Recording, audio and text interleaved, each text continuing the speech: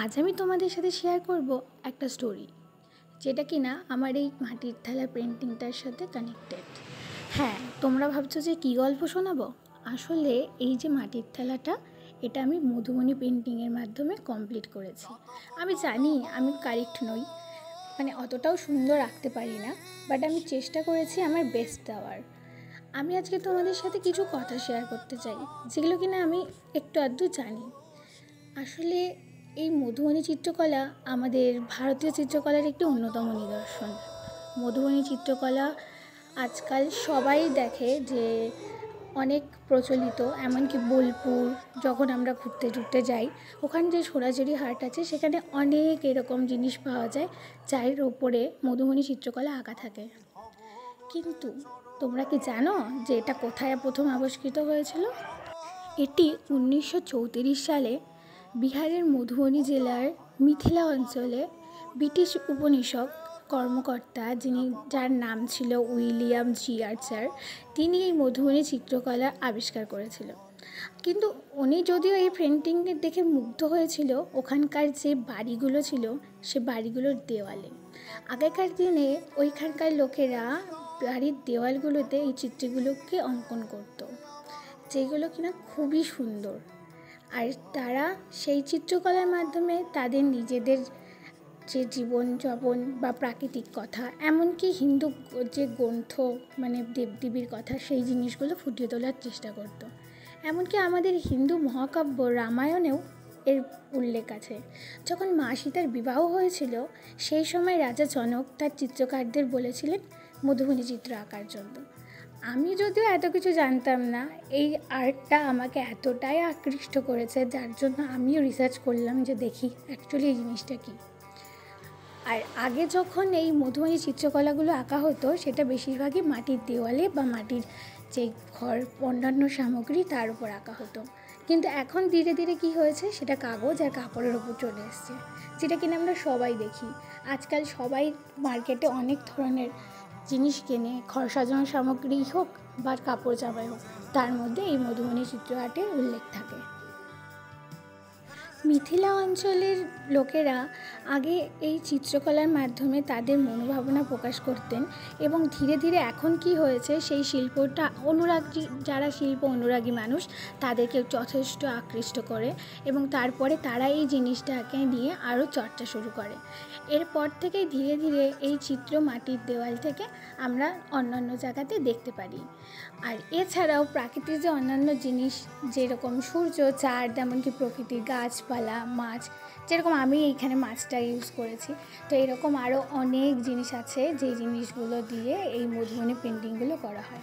আগেকার দিনে রাজাদের বিবাহ বা অন্যান্য যেই বিবাহ অনুষ্ঠান, সেই সব অনুষ্ঠানেরও যেই চিত্রপট, সেই জিনিসগুলো ফুটিয়ে তোলার জন্য এই সব চিত্রগুলো করা হতো।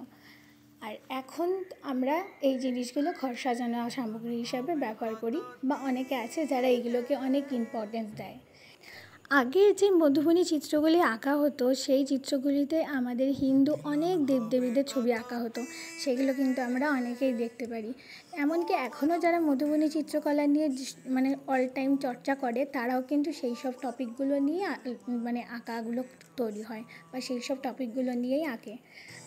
আমিও এখানে একটা মাছ এঁকেছি, আর মাছের সাথে কিছু ফ্লাওয়ারের কলি, মানে ফুলের পদ্মের যে কলিগুলো হয় সেই কলিগুলো এঁকেছি।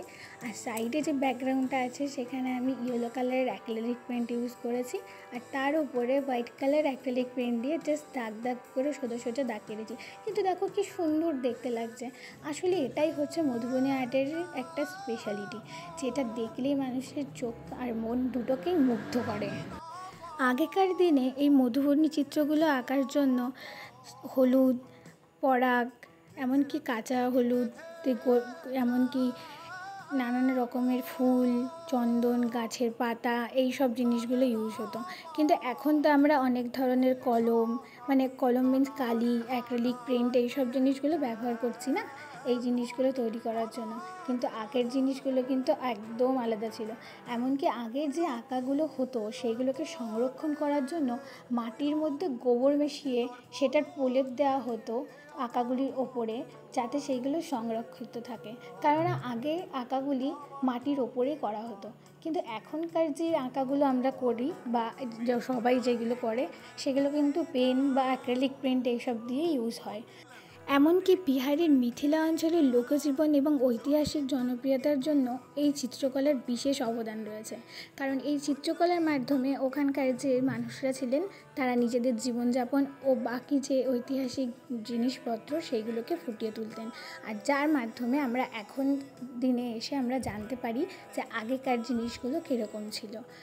আর এমনকি একটা জিনিস যেটা আমি জানতে পেরে খুবই খুশি হয়েছি, মানে ইভেন ভালো লেগেছে, আই থিঙ্ক তোমাদেরও ভালো লাগবে, সেটা হচ্ছে জাপানের একটি জাদুঘরে এই মধুবনী চিত্রের কিছু কাজের প্রদর্শনীও হয়েছে, যেগুলো কিনা ওদের কাছে অনেক ভালো লেগেছে। আর ইভেন এটা আমাদের বাঙালিদের জন্য অনেক একটা গর্বিত ব্যাপার। আর এই চিত্রকলার কিছু বিশেষ ভাগ আছে, যেমন ভরণী, কাচনি এবং তন্ত্রিক। ভরণী সেটি হচ্ছে ভরণ শব্দটির অর্থ, যার অর্থ হচ্ছে ভরাট করা।